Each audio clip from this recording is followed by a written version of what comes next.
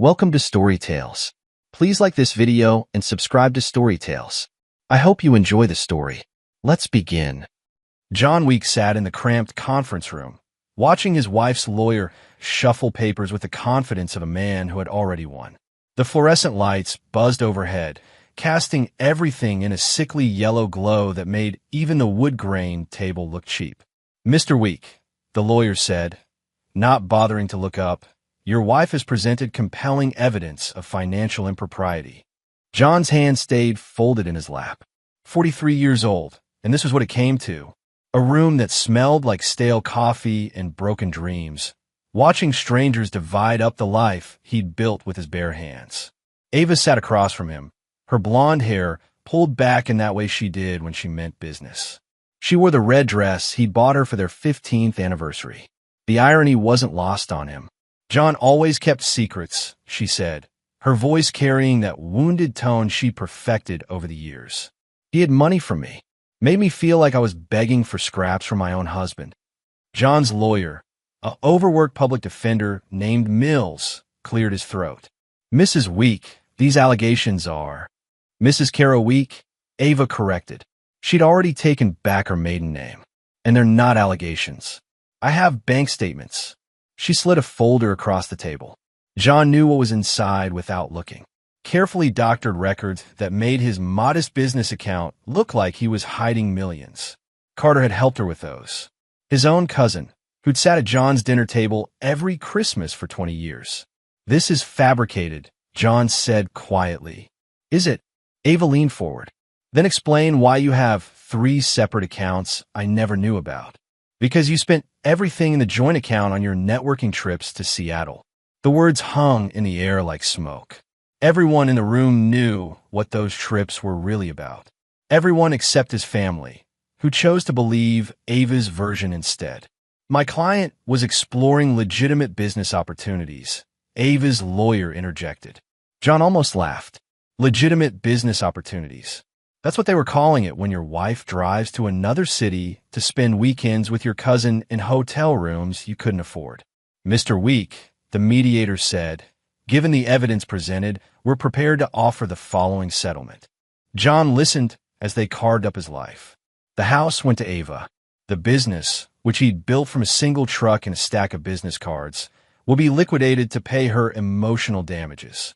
Even the workshop behind the house, where he'd spent countless hours fixing engines and teaching neighborhood kids about tools, would be sold. "This is everything I have," John said. "Everything you earned during the marriage belongs to both parties," the mediator replied. "Oregon is a no-fault state." "No fault." John stared at the papers they wanted him to sign.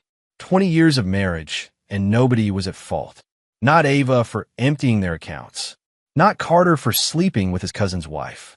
Not his brother Ray, who testified that John was unstable and prone to hiding things.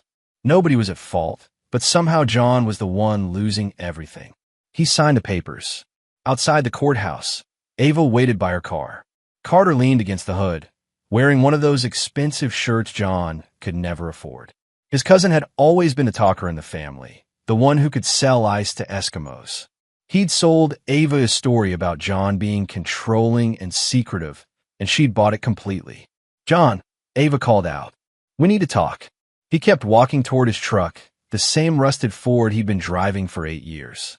Everything else was gone now, but at least they'd let him keep the truck. "John, don't be like this," she said, hurrying to catch up. "This doesn't have to be ugly." He stopped walking and turned around.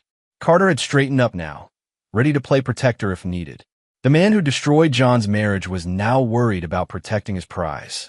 "You got what you wanted," John said. "I got what I deserved," Ava replied. "You never trusted me with anything. The business, the money, the decisions. I felt like a prisoner in my own marriage. You felt like a prisoner because you were plotting your escape." Carter stepped forward. "Hey now, that's enough. Ava doesn't need to listen to this." John looked at his cousin for the first time since the hearing started. Carter was taller than him, always had been. Better looking too, with those white teeth and that easy smile that made people want to believe whatever he was selling. 20 years, Carter," John said. 20 years you sat at my table, ate my food, borrowed my tools. Slept in my guest room when your power got cut off. That's got nothing to do with this, Carter replied, but his voice sounded less confident than usual. You're right. This is about you sleeping with my wife while I was working 16-hour days to keep the business running. Ava's face flushed red. You don't know what you're talking about. I know you were charging hotel rooms to the company credit card. I know Carter's been driving past our house every day for 6 months, but only when my truck wasn't in the driveway.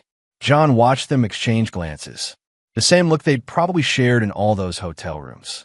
We didn't plan this, Ava said. No, you just fell into each other's arms by accident. Right onto that king-size bed at the Marriott. Carter's jaw tightened. You want to do this here? In a parking lot. I want to do this nowhere. I want to get in my truck and drive away from both of you. Good, Ava said, because we're going to build something together. Something real. John looked at her one last time. She was still beautiful, still carried herself like she deserved better than whatever she had. That's what had attracted him to her in the first place, back when they were both 23 and thought love could conquer anything. You already built something, Ava. You built this. You and Carter and everyone else who decided I was the problem. He walked away, ignoring Carter's voice calling after him. Something about being an adult and handling this better. John climbed into his truck and drove away from the courthouse, away from the house he'd lost, away from everything he'd thought was permanent. 3 days later, he moved into a trailer on the outskirts of town. The place came furnished with a broken refrigerator and water stains on every wall. The rent was $400 a month, which was about all he could afford after paying Ava's lawyer fees. His brother Ray called once to check on him, not to apologize for testifying against him, just to make sure he hadn't done anything stupid. You need to move on, Ray said. This whole thing with Ava and Carter, it's probably for the best. For who? For everyone. You two weren't happy. Anyone could see that. John hung up without saying goodbye. Ray was probably right about them not being happy. But happiness and loyalty weren't the same thing, and his family had forgotten the difference.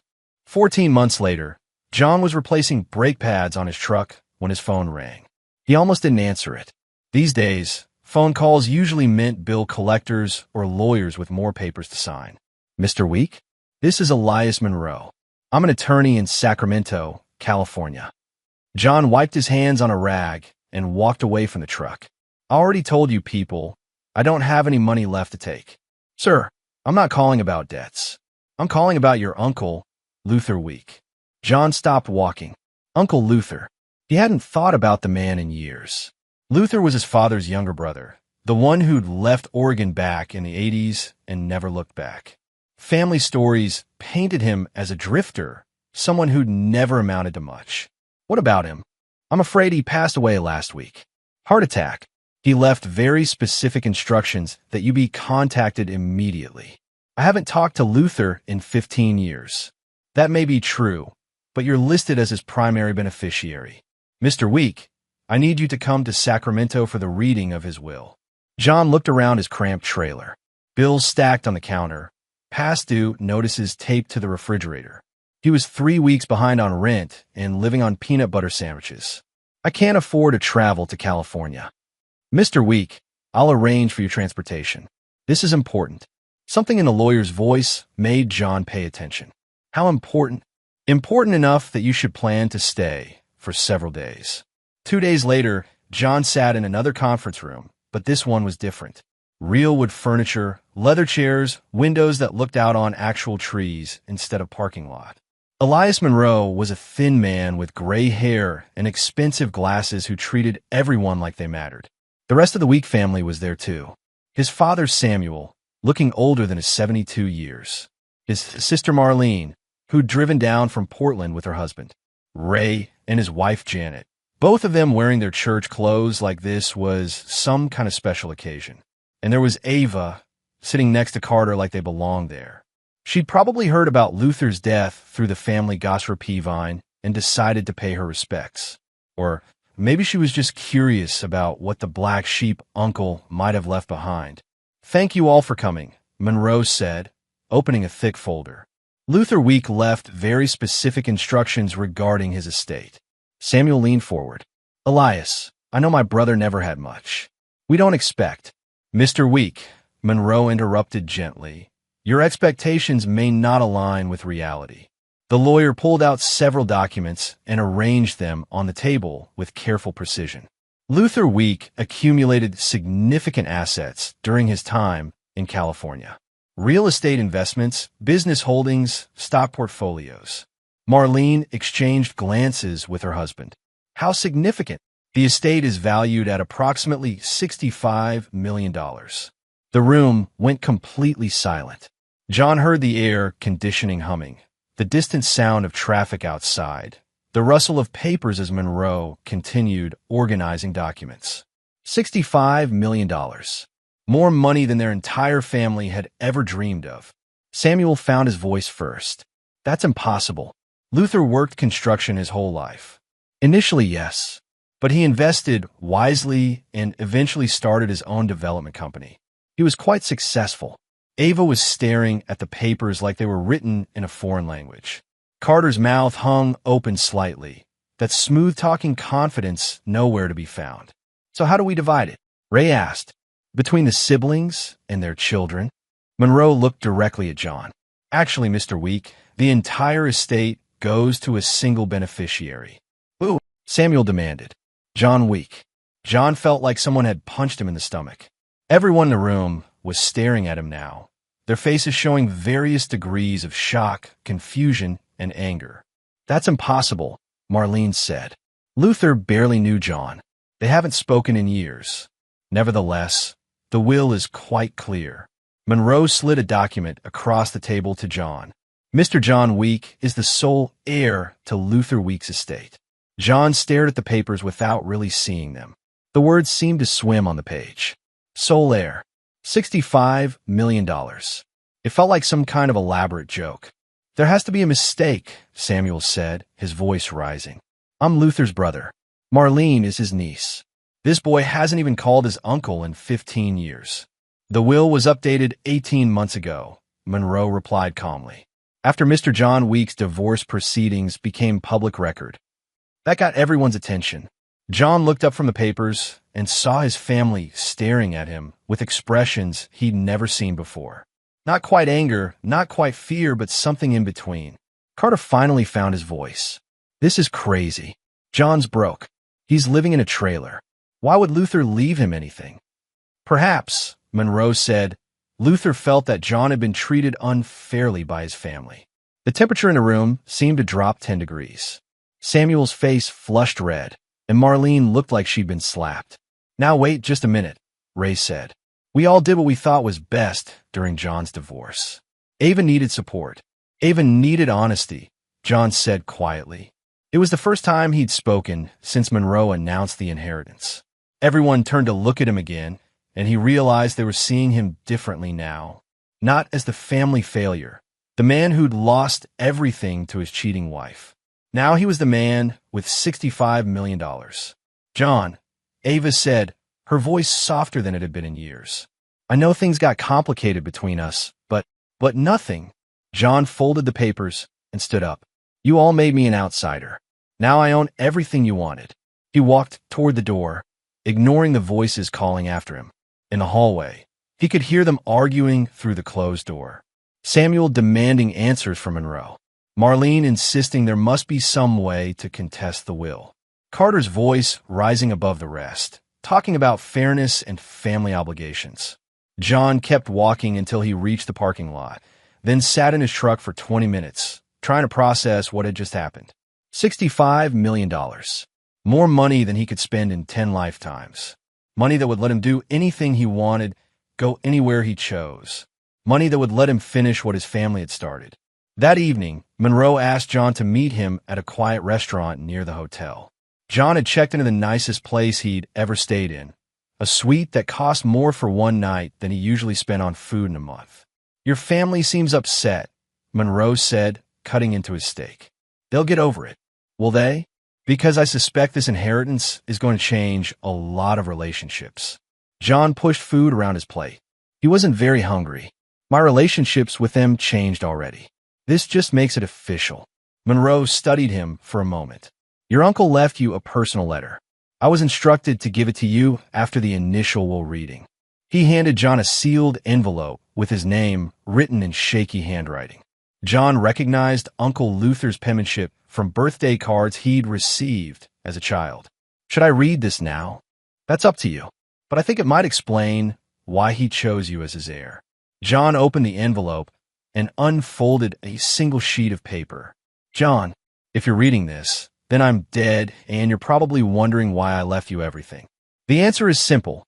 We're the same, you and me. Both of us got betrayed by family who were supposed to love us. 40 years ago, your father and Marlene stole money from me. Not borrowed, stole. I had saved up enough to buy my first piece of land, and they took it. Said it was for a family emergency, but I found out later they used it to invest in some business that made them both rich. They left me with nothing, John, just like they left you with nothing.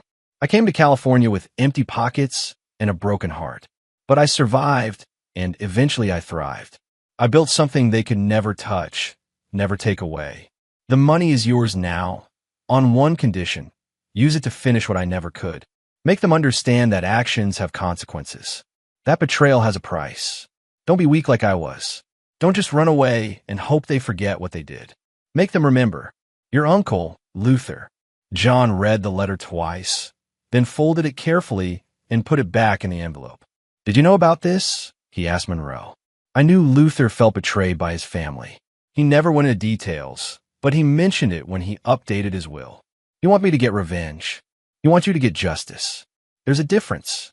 John looked out the restaurant window at the Sacramento skyline. Somewhere in this city, Luther had built a fortune from nothing. He'd started with empty pockets and a broken heart, just like John had. What did he mean about finishing what he couldn't? Monroe leaned back in his chair. Luther spent 40 years building wealth, but he never confronted the people who wronged him. He regretted that. Near the end, he talked about unfinished business. So he's giving you the money to do what he was too afraid to do. Maybe. Or maybe he's giving you the tools to rebuild your life in a way that proves you're stronger than the people who try to break you. John thought about his father's testimony during the divorce. The way Samuel had painted him as unstable, secretive, untrustworthy. His own father, standing in a courtroom and helping strangers destroy his son's life. They chose sides, John said. Yes, they did. And now they're going to want to unchoose. Monroe smiled. I suspect your phone is going to ring quite a bit over the next few days. As if summoned by his words, John's phone buzzed with a text message. It was from Ray. We need to talk. This inheritance thing is crazy. Family should stick together. John showed the message to Monroe, who chuckled. That didn't take long. No, it didn't. John deleted the message without responding. Family should stick together. Where was that sentiment when they were all taking turns stabbing him in the back? He looked at Luther's letter one more time, focusing on the last line. Don't be weak like I was. Weakness was running away and hiding. Weakness was letting people destroy you without consequences. Weakness was forgiveness without accountability. John Weak had been weak once. That version of himself died in a conference room when he signed papers giving away everything he'd worked for. This new version, the one with $65 million and nothing left to lose, was going to be different. Luther's condition wasn't about revenge. It was about justice. It was about making sure that betrayal had a price, and that people who chose to be enemies stayed enemies. John paid for dinner and drove back to his hotel, ignoring 3 more text messages and 2 voicemail notifications. Tomorrow he would fly back to Oregon and begin the next phase of his life. Tonight, he would plan. The news broke in the local paper 3 days after John returned to Oregon. Local man inherits fortune, read the headline, along with a photo they dug up from his high school graduation. The article got most of the details wrong, but it got the important part right. John Weak, the guy living in a trailer behind Murphy's auto shop, was now worth $65 million. John was changing oil in his truck when the first car pulled up. He recognized the sound of Carter's engine before he saw the man himself. Expensive import, probably leased, the kind of car that announced you were doing well even if you weren't. Ava stepped out of the passenger side, wearing a blue dress John had never seen before. She looked nervous, fidgeting with her purse strap, and checking her reflection in the car's window. Carter walked around the car, and stood next to her, his usual confidence replaced by something that looked almost like fear. John wiped his hands on a rag and waited for them to make the first move. "John," Ava said, her voice carrying across the small yard. "We'd like to talk to you." "So talk." She looked around at the trailer, the broken fence, the pile of auto parts John had been meaning to organize. "Maybe we could go somewhere private?" "This is private enough." Carter stepped forward, flashing that salesman smile that had always worked on everyone except John. "Come on, cousin. Let's not do this out here like we're strangers." "We are strangers." The smile faltered. "That's not true. We're family.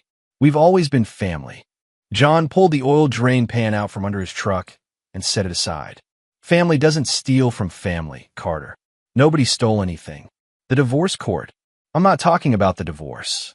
The yard fell silent, except for the sound of oil dripping from the pan. John straightened up and looked at both of them. These people who had destroyed his life and were now standing in his yard, asking for forgiveness they didn't deserve. "You've changed, John," Ava said finally. "You look different. You deserve this." "No, I earned this." "You deserve what's coming." "What's that supposed to mean?" Carter demanded. John turned his back on them and started walking toward the trailer. He heard Ava's footsteps hurrying to catch up. "John, wait. Please. I know I hurt you, but we don't have to be enemies." He stopped at the trailer door and turned around. "Yes, we do." "Why?" "Because you chose to be enemies when you thought I had nothing. You don't get to choose to be friends now that I have everything." Ava's eyes filled with tears. "I never meant for things to happen this way. You meant for exactly this to happen. You and Carter planned it for months. Hotel receipts don't lie, Ava." Carter's face flushed red. "You want to drag all that up again? It's over. Done. We're married now. Are you happy?" The question seemed to catch them off guard. Carter and Ava exchanged glances, and John saw something pass between them. Not love, not even attraction, just the recognition that they were stuck with each other now. "Of course we're happy," Ava said, but her voice lacked conviction. "Good. Then you don't need anything from me." John went inside the trailer and closed the door behind him. Through the thin walls, he could hear them arguing in the yard. Carter's voice getting louder, Ava trying to calm him down. Eventually, he heard the car door slam and the engine start up. He watched through the window as they drove away, then picked up his phone and scrolled through the missed calls. 17 messages from family members who hadn't spoken to him in over a year. The first voicemail was from his father. "John, it's Dad. We need to talk about this inheritance situation. Call me back." No apology. No acknowledgement of how Samuel had testified against his own son in court. Just a demand for John's time, like he was still the same broken man they'd all written off. The second message was from Marlene. "Johnny, I know you're upset about the divorce and everything, but family is family. We should discuss how to handle Luther's estate responsibly." Responsibly, as if John couldn't be trusted with money, just like they'd convinced the court he couldn't be trusted with his own business. He deleted all the messages without listening to the rest. That evening, his phone rang again. This time it was his father, calling instead of leaving voicemails. "John, we need to talk." "About what?" "Don't play games with me, son." "About the money." John sat down on his couch, a sagging piece of furniture that had come with the trailer. "What about it?" "Luther's will doesn't make sense. He never talked to you, never showed any interest in your life. There has to be some mistake." "No mistake, Dad. Luther knew exactly what he was doing." "What's that supposed to mean?" John looked at the letter Luther had left him, now framed and sitting on his kitchen counter. It means he understood what loyalty looks like and what betrayal costs. There was a long pause on the other end of the line. When Samuel spoke again, his voice was different, smaller. "Your mother and I did our best during the divorce. We tried to stay neutral. You testified for Ava. We testified for the truth. You testified for a lie." Another pause. "John, I need your help. The farm is in trouble. The bank is talking about foreclosure." John almost smiled. There it was. The real reason for the call. Not guilt, not family loyalty. Just the same thing that had always motivated his father. Money. "How much trouble?" $200,000. Maybe less if I can negotiate with them. $200,000. Pocket change compared to what John had inherited, but still more money than Samuel had ever asked for in his life. That's a lot of money, Dad. Not for you. Not anymore. It's still a lot of money. John, I'm your father. I changed your diapers, taught you to drive, helped you start your business. And then you destroyed it. I didn't destroy anything. I told the truth in court. You told Ava's version of the truth. Samuel's voice hardened. I told them what I saw. You were secretive. You did hide money from your wife. I hid money from my wife because my wife was spending everything we had on her affair with my cousin. You don't know that for certain. John hung up. The phone rang again immediately, but he didn't answer. It rang 5 more times over the next hour, then stopped. Probably his father giving up and deciding to try a different approach. Sure enough, the next morning Ray showed up at the trailer. John's brother looked tired, older than his 45 years. Working construction had aged him, and the stress of trying to keep up with his wife's spending habits had aged him more. Dad says you hung up on him. Dad says a lot of things. Ray sat down on the trailer's front steps without being invited. Look, I know you're angry about the divorce. I get it, but this inheritance changes things. Ow! You can afford to be generous now. You can afford to forgive. John leaned against the trailer door and studied his brother. Ray had always been the mediator in the family, the one who tried to smooth over conflicts and keep everyone happy. It was a thankless job that had left him exhausted and bitter. Can I afford to forgive? Or can my family afford for me to forgive? What's the difference? The difference is whether forgiveness comes with conditions. Whether I'm supposed to forgive and forget, or forgive and write checks. Ray ran his hands through his thinning hair. The farm is going under, John. Dad's too proud to admit it, but he's broke. Without help, he'll lose everything. He already lost everything. He lost his son. You're still his son. Am I? Because when it mattered, when I needed his support, he chose Ava instead. He thought he was doing the right thing. John pushed out from the trailer door and walked to his truck. No, he didn't. He thought he was doing the easy thing. Big difference. Where are you going? To town. To start handling my affairs. Ray stood up and followed him. John, wait. Let's talk about this. We are talking about it. I told you where I stand. This isn't like you. John stopped walking and turned around. How would you know what I'm like? You haven't talked to me in over a year. Because you shut everyone out after the divorce. Because everyone chose sides, and it wasn't my side. Ray opened his mouth to argue, then closed it again. They both knew John was right. When the divorce got ugly, when Ava started making accusations and Carter started backing her up, the family had chosen to believe the worst about John rather than defend him. We made mistakes, Ray said finally. Yes, you did. So what now? You just write us all off? Pretend we don't exist. John climbed into his truck and started the engine. I don't have to pretend anything. You already don't exist to me. He drove away, leaving Ray standing in the trailer park looking lost and confused. In his rearview mirror, John watched his brother pull out his phone, probably calling their father to report that John wasn't going to be reasonable about this. Good. Let them understand that the old John, the one who took abuse and tried to keep the peace, was gone. The new John had $65 million and nothing left to lose. The new John was going to finish what Luther started. John's first stop was the bank where he'd lost his business loan during the divorce. The same building where he'd sat across from a loan officer and watched his credit rating get destroyed by Ava's financial games. Now he walked in wearing the same clothes he'd worn to change his oil, carrying a cashier's check for $3 million. I'd like to speak with someone about purchasing real estate, he told the receptionist. She looked him up and down, taking in his work boots and the oil stain on his shirt. Do you have an appointment? No, but I have money. He showed her the check. Her eyes widened, and suddenly her attitude changed completely. Let me get Mr. Harrison for you right away. Harrison was the branch manager, a thin man in an expensive suit who'd probably never changed his own oil in his life.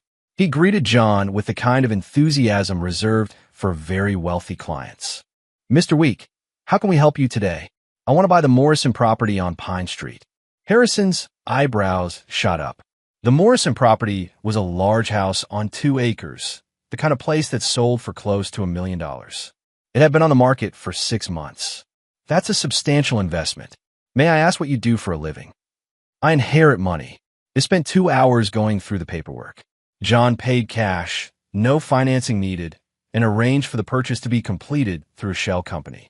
The previous owners would never know who bought their house, because the Morrison property was the house where John and Ava had lived for 15 years. The house he'd lost in the divorce, the house where she now lived with Carter. When Ava found out her landlord was selling the property, she'd probably assume some developer was going to tear it down. She'd never guessed that her ex-husband had bought it just to evict her. From the bank, John drove to Murphy's auto shop, where he'd been working part-time to pay rent on the trailer. Murphy was a decent man who'd given John work when nobody else would hire him. "I'm quitting," John told him. Murphy looked up from the engine he was rebuilding. "You find something better? Something different?" "Well, I can't say I blame you. This place doesn't pay much." John pulled out an envelope and handed it to Murphy. Inside was a check for $50,000. "What's this?" "Thank you money, for giving me work when I needed it." Murphy stared at the check like it might bite him. "John, I can't take this." "Yes, you can. You helped me when nobody else would. That matters. Where did you get this kind of money?" "Like I said, I inherited it." Murphy shook his head, but didn't give the check back. "You sure about this?" "I'm sure about everything now." John's next stop was the office of Renee Hollis, a woman who ran a small accounting firm downtown. Carter had convinced her to invest in one of his sure-thing business deals 2 years ago. She'd lost her retirement savings when the deal collapsed. "Mr. Week," she said, looking surprised to see him in her office. "What can I do for you? I understand my cousin owes you money." Her expression darkened. "That's between Carter and me." "How much?" "I don't think that's any of your business." John sat down in the chair across from her desk. "It is if I'm offering to pay it back." That got her attention. "What?" "Carter stole your retirement money. I want to give it back." "Why would you do that?" "Because he's family, and his debts are my responsibility now." It wasn't true, of course. Carter's debts were nobody's responsibility but his own. But John had learned something important from Luther's letter. Sometimes the best revenge was generosity. "He took 80,000, Renee said quietly. John wrote her a check for 100,000. "The extra 20 is interest." She stared at the check with tears in her eyes. "I don't understand. Why are you doing this?" "Because someone should." Word of John's generosity spread quickly through the small town. By evening, 3 more of Carter's victims had contacted him. A retired teacher who'd lost money in a fake charity scheme. A young couple who'd been cheated on a house down payment. A contractor who'd never been paid for work on Carter's failed restaurant. John paid them all back with interest. He also drove out to the Boone farm, where Caleb Boone was getting ready to lose his family's land. Samuel had fired Caleb after 20 years of loyal service, claiming the farm couldn't afford to keep him. The truth was that Samuel wanted to give the job to Carter, who'd sweet-talked him into believing he could modernize the operation. Carter had lasted 3 months before running off to pursue other opportunities. Caleb had found work at another farm, but the pay was less and the commute was killing him. "Mr. Week," Caleb said, inviting John into his small house. "I heard about your uncle. I'm sorry for your loss." "Thank you. I want to talk to you about my father's farm." Caleb's wife brought them coffee and quietly left the room. John could see the stress in both their faces, the weight of financial pressure that never seemed to lift. "What about it? I know he fired you unfairly. I know you need work." "John, I appreciate the thought, but I can't go back there. Your father and I, we don't see eye to eye anymore. You won't be working for my father. You'll be working for me." John explained his plan. He was going to buy Samuel's farm when the bank foreclosed on it. Caleb would run the operation as farm manager, with full authority to make decisions and a salary 3 times what Samuel had paid him. "The bank won't sell to you," Caleb said. "You're his son. The bank will sell to whoever has the money. And I'll make sure they understand that Samuel Week isn't part of the deal." That night, John sat in his trailer and made a list of everyone his family had wronged over the years. It was a longer list than he'd expected. Samuel's business practices had always been questionable, and Marlene's real estate deals often left clients feeling cheated. Each name on the list represented an opportunity. Not for revenge, exactly, but for justice.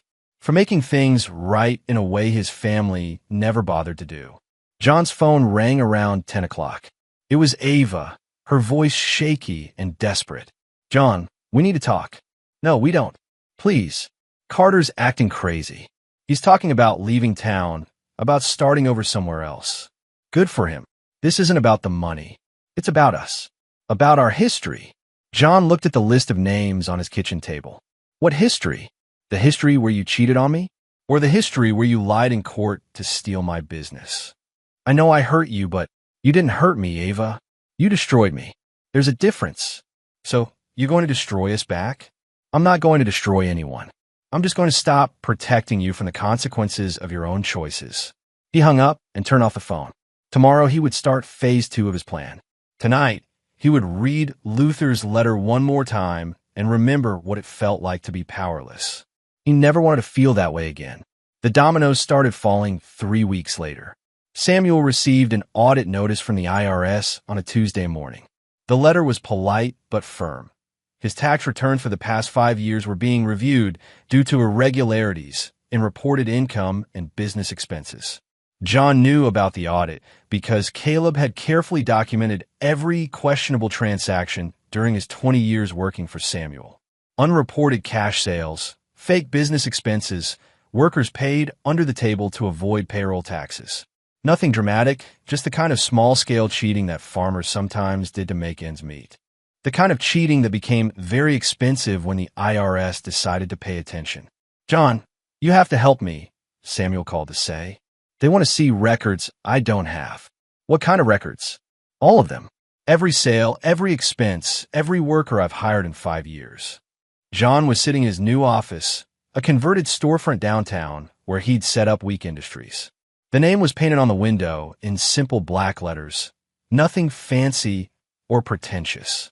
"That sounds serious. It's going to ruin me. The penalties alone will cost more than the farm is worth. Maybe you should have kept better records." "I kept the records the same way every farmer keeps them. The IRS is just being unreasonable." John turned his chair to look out the window at the town where he'd grown up. "Or maybe they're just being thorough. You know something about this, don't you?" The question hung in the air between them. John could deny, pretend to be innocent, but there wasn't much point. Samuel would figure out eventually. "I know you cheated on your taxes for 20 years. I know you paid workers under the table and pocketed the money you should have spent on payroll taxes." "How do you know that?" "Because Caleb kept records of everything. Real records. The kind the IRS likes to see." Samuel's voice dropped to a whisper. "You turned me in. I corrected an oversight. The IRS should have audited you years ago. I'm your father. You were my father.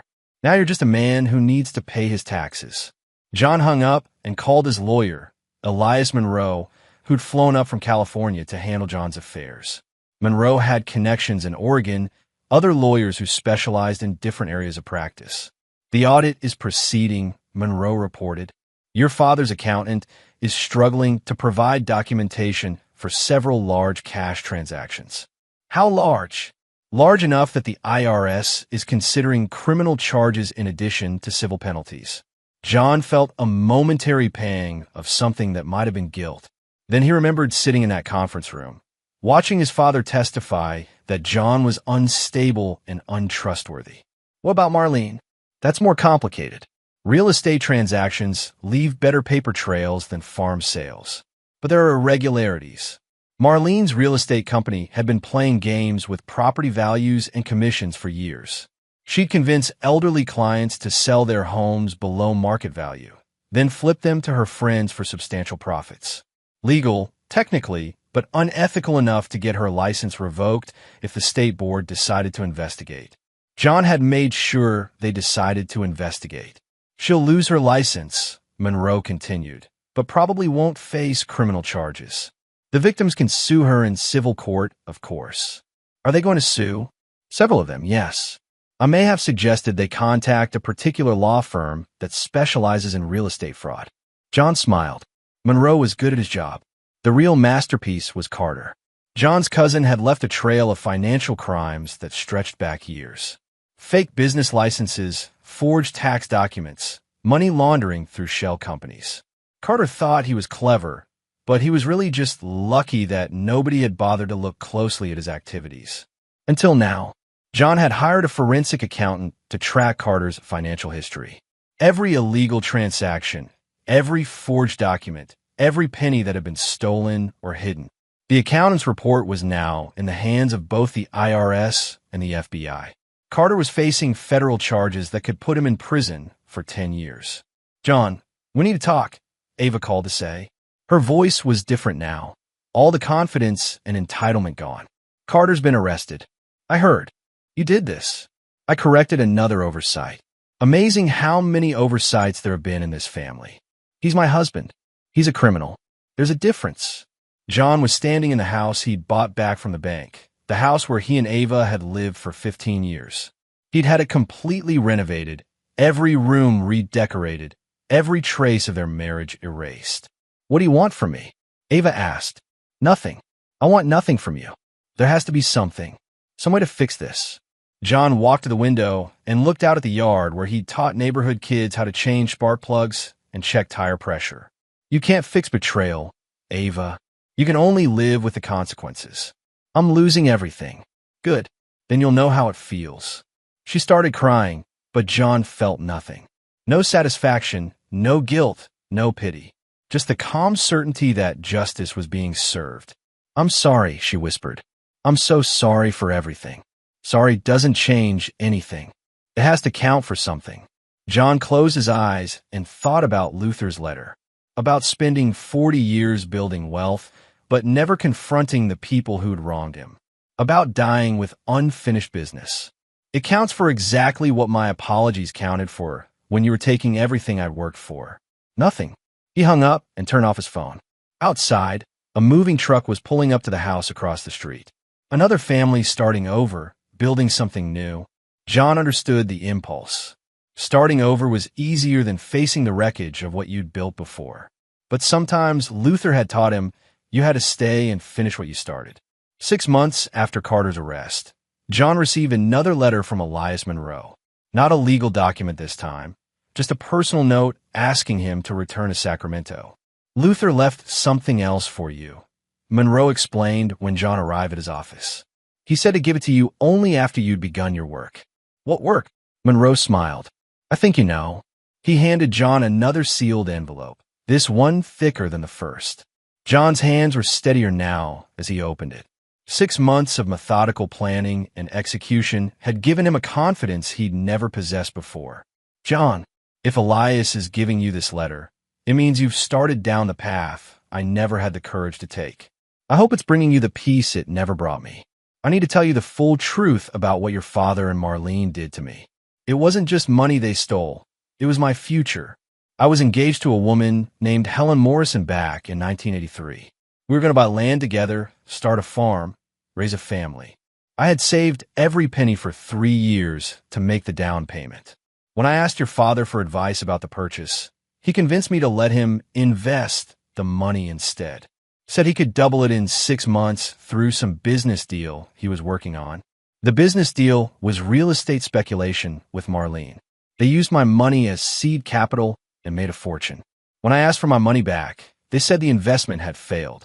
They showed me fake documents, crocodile tears, the whole performance. Helen left me when she found out I'd lost our future. She married someone else 6 months later. I never confronted them because I was afraid. Afraid of destroying the family. Afraid of being branded a troublemaker. Afraid of standing up for myself. That fear ate at me for 40 years, John. It poisoned every relationship I tried to build, every moment of happiness I might have found. I don't want that for you. I want you to be stronger than I was. The money isn't about revenge. It's about justice. It's about making sure that people who choose to be predators face the consequences of that choice. But here's the part one couldn't put in the first letter. When you're finished with them, you have to let it go. Don't make my mistake of carrying this anger forever. Build something good with what's left. Be better than they were. Be better than I was. That's the real condition, John. Finish this, then move on. Your uncle, Luther. John read the letter 3 times, then looked up at Monroe. Did you know about Helen Morrison? He mentioned her once. Said she was the only woman he ever loved. What happened to her? I believe she passed away about 10 years ago. Lung cancer. John folded the letter and put it in his jacket pocket. He never got over losing her. No, I don't think he did. That's why he wanted you to handle things differently. John stood up and walked to the window. Sacramento looked the same as it had 6 months ago, but John felt completely different. The anger that had sustained him through the destruction of his family was fading, replaced by something that felt almost like emptiness. Is it finished? Monroe asked. Almost. What's left? John turned back to his lawyer. One last conversation.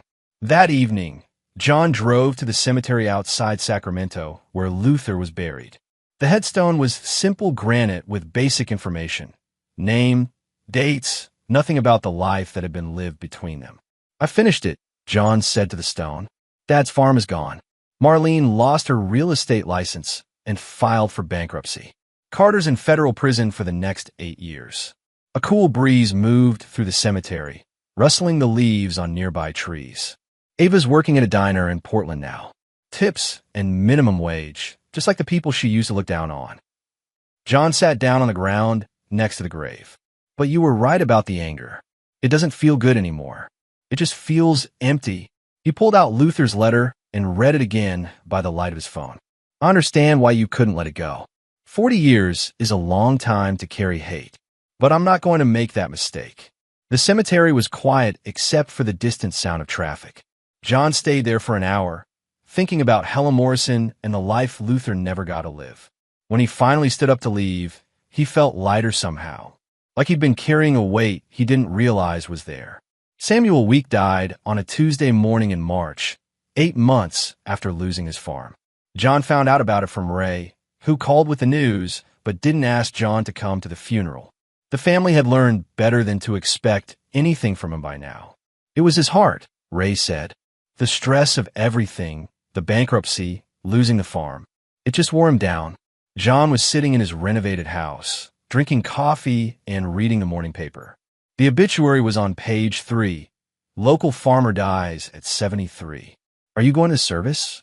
Ray asked. No, he was your father. He was a lot of things. Ray was quiet for a moment. I know you're angry, but he's gone now. Doesn't that change anything? John thought about it. Did it change anything? Samuel had spent his last months watching his life's work dissolve under the weight of his own poor choices. He'd died alone in a nursing home, abandoned by the same family members he'd chosen over his youngest son. No, John said finally, it doesn't change anything. So you're just going to let him go into the ground without saying goodbye? He went into the ground for me a long time ago. John hung up and finished his coffee. Outside his window, he could see the garden he'd planted where Ava's flower beds used to be. Tomatoes and peppers, practical plants that produced something useful. The funeral was held at the Methodist Church, where Samuel had attended services for 50 years. John didn't go, but he drove past the building on his way to other business. The parking lot was half empty. A few dozen cars, mostly belonging to people from Samuel's generation who felt obligated to pay their respects. John parked across the street and watched as people filed into the building. Ray and his wife, both looking older than their years. Marlene, wearing a black dress that had probably come from a thrift store. A handful of neighbors and fellow farmers who remembered Samuel from better times. Carter wasn't there, of course. He was still in federal prison, serving his sentence for financial fraud. Ava wasn't there either. She'd moved to Portland after losing the house and hadn't been back to town since. John sat in his truck and watched the service begin through the church's windows. He couldn't hear what was being said, but he could see the small crowd of mourners listening as someone, probably the minister, spoke about Samuel's life. What would they say about him? That he'd been a hard worker who'd built a successful farm from nothing? That he'd raised 3 children and supported his community for decades? All of that was true, but it was also true that he'd betrayed his own son when it mattered most. That he'd chosen sides in a battle that should never have involved him. The service lasted about an hour. John watched as people filed out of the church and gathered in small groups, sharing memories and offering condolences to Ray and Marlene. Nobody looked across the street to see if John was there. They'd probably forgotten he existed. That was fine with him. As the crowd began to disperse, John started his truck and drove away. He had other business to attend to, other plans to finalize. 3 days later, He received a call from Ray. "Dad left a letter for you," Ray said. "Found it in his desk at the nursing home." "I don't want it." "John, please. It's the last thing he wrote before he died." "Then it's probably an apology I don't need. Will you at least read it?" "For me." John considered hanging up, but something in Ray's voice stopped him. His brother sounded exhausted, defeated, like he'd finally understood that the family he'd tried so hard to hold together had been broken beyond repair. "Leave it on my doorstep. I'll decide whether to read it or not." That evening, John found an envelope with his name on it sitting by his front door. Samuel's handwriting was shakier than Luther's had been, the letters cramped and uncertain. John took the letter inside and set it on his kitchen counter. He made dinner, watched the news, did the dishes. The letter sat there like an accusation, demanding attention he wasn't sure he wanted to give. Finally, around 10 o'clock, he opened it. "Son, I know you won't come to my funeral, and I understand why. I failed you when you needed me most, and there's no excuse for that. I thought I was protecting the family by staying neutral during your divorce. I thought I was doing the right thing by telling the truth as I saw it. I was wrong. I should have stood by you no matter what. That's what fathers do for their sons. I know you've made your choices about what happens to this family. I know I'm partly responsible for those choices. I just want you to know that I was proud of you. Always. Even when I failed to show it. Your father, Samuel." John read the letter twice, then set it aside. Too little, too late. The words Samuel should have said years ago, when they might have mattered. But as he sat there in his quiet house, John realized something important. The letter wasn't for him.